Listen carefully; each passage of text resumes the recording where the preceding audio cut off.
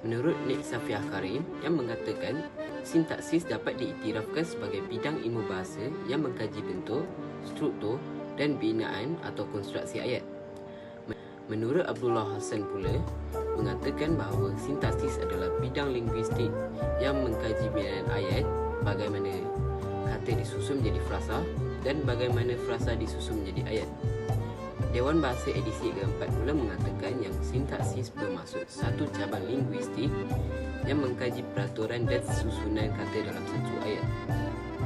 Dan akhir sekali, Samsul Yaakob mengatakan bahawa sintaksis adalah suatu bidang linguistik yang mengkaji proses-proses pembinaan ayat.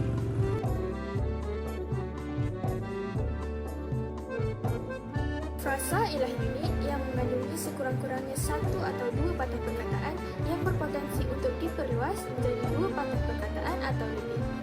Binaan frasa dalam bahasa Melayu terdiri daripada frasa nama, frasa kerja, frasa adjektif atau frasa seni nama. Sesuatu ayat yang sempurna boleh terdiri daripada frasa nama sebagai subjek dan predikat seperti contoh yang berikut. Frasa kerja pula bertugas sebagai predikat dalam susunan ayat biasa.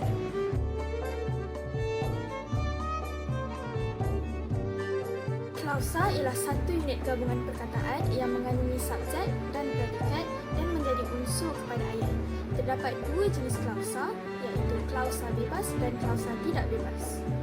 Klausa bebas atau klausa utama boleh berdiri dengan sendiri sebagai ayat yang lengkap, manakala klausa tidak bebas tidak boleh berdiri dengan sendiri kerana kekurangan subjek atau predikat atau kata hubung yang berkenaan.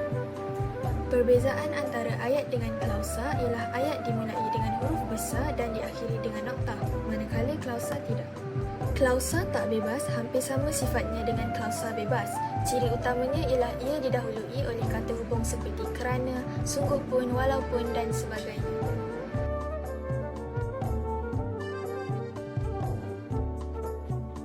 Sintaksis klausa terbagi kepada empat, iaitu ayat, frasa, binaan ayat, ayat dasar dan ayat terbitan. Untuk bahagian pertama ialah ayat. Ayat terbagi kepada dua, iaitu subjek dan predikat dan dibentuk secara asas menggunakan empat unsur frasa, iaitu frasa nama, frasa kerja, frasa adjektif dan frasa seni nama. Berikut merupakan contoh ayat yang telah dibahagikan mengikut unsur masing-masing. Contoh yang pertama, Ahmad mengulang kaji tata bahasa. Ahmad merupakan subjek ayat, manakala mengulang kaji tata bahasa ialah predikat ayat. Ahmad adalah frasa nama, manakala mengulang kaji adalah frasa kerja. Secara rumusnya, pola ayat ini adalah frasa nama tambah frasa kerja. Seterusnya ialah frasa yang terbagi pada empat jenis, iaitu frasa nama, frasa kerja, frasa adjektif dan frasa seni nama.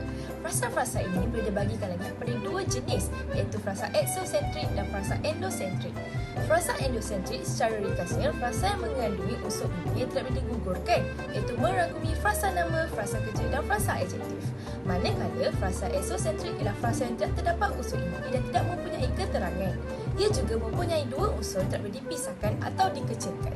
Frasa ini merangkumi frasa seni nama sahaja. Terdapat empat struktur binaan ayat, iaitu perkataan, frasa, klausa dan ayat. Subjek dan predikat merupakan bahagian penting dalam membentuk klausa atau ayat dalam bahasa Melayu. Bahagian terakhir ialah ayat dasar dan ayat terbitan. Secara ringkasnya, ayat dasar ialah ayat yang boleh diperluas, manakala ayat terbitan pula ayat yang telah diperluas melalui ayat dasar ini. Sebagai contoh, ayat terbitan, pelajar tingkatan 6 itu membaca buku.